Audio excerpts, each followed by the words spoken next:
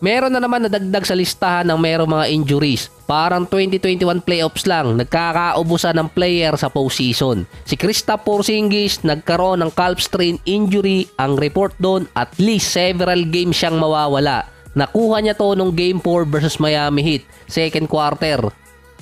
Mawawala si Porzingis sa Boston ng 2 to 5 games, ang pinaka-ideal nun. Base to sa sinabi nilang several games. Ang playoffs, 4 games ang initial schedule nun. May nadadagdag lang kung may extend yung series. Katulad di umano yung injury ni Kristaps ng kay Giannis na hindi pa rin naglaro versus Indiana Pacers.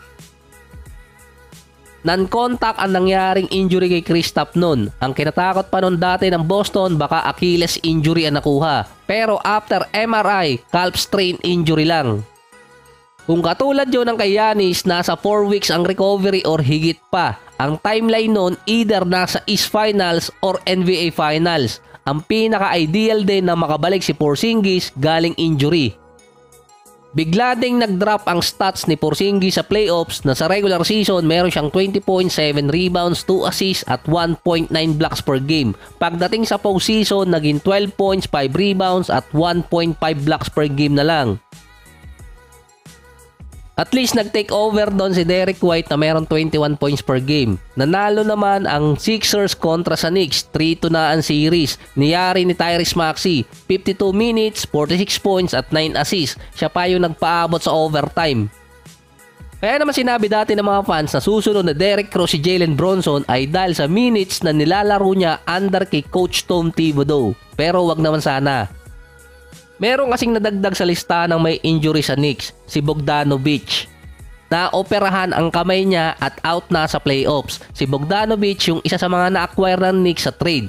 Meron na lang silang 8 players ang pinapaikot sa rotation. Sa Game 5, naging 7 na lang yun. Meron naman silang ibang players dun. Sa Game 5 din, 3 players nila ang naglaro ng 50 minutes pataas. Si Anunoby, Bronson at si Josh Hart. Yung 3 players din ng Knicks na yon naglalaro ng 40 to 45 minutes per game.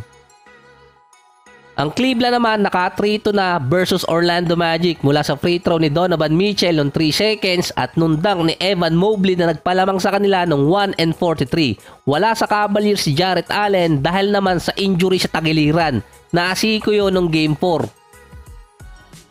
Umalis siya pansamantala noon pero nakabalik din naman. Dito sa Game 5, totally hindi siya nakalaro. Siya din na may kukonsider na best player ng Cavaliers sa series versus Magic. Second leading scorer at leader sa rebounds. 17 points, 13 rebounds, 1 block at nasa 67% sa field. Halos katulad to ng injury ni Damian Lillard dati pero siya point guard at shooter. Si Jarrett Allen sentro at mostly nakikipagbanggaan sa loob ng paint. Ang sinabi doon na injury, bruised rib. May chance pang makalaro si Jarrett Allen sa Game 6. Close out game yun.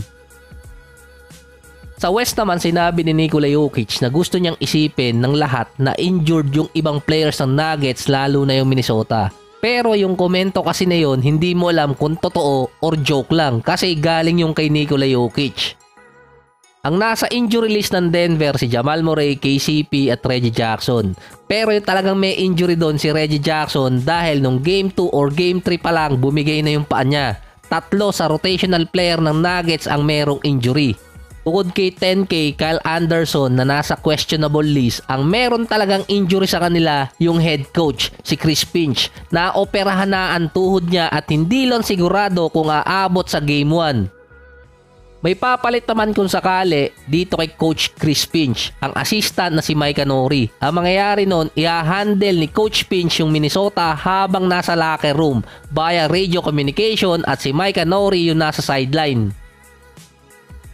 Grabe yung mga injury ngayon, pati coach nadali na rin.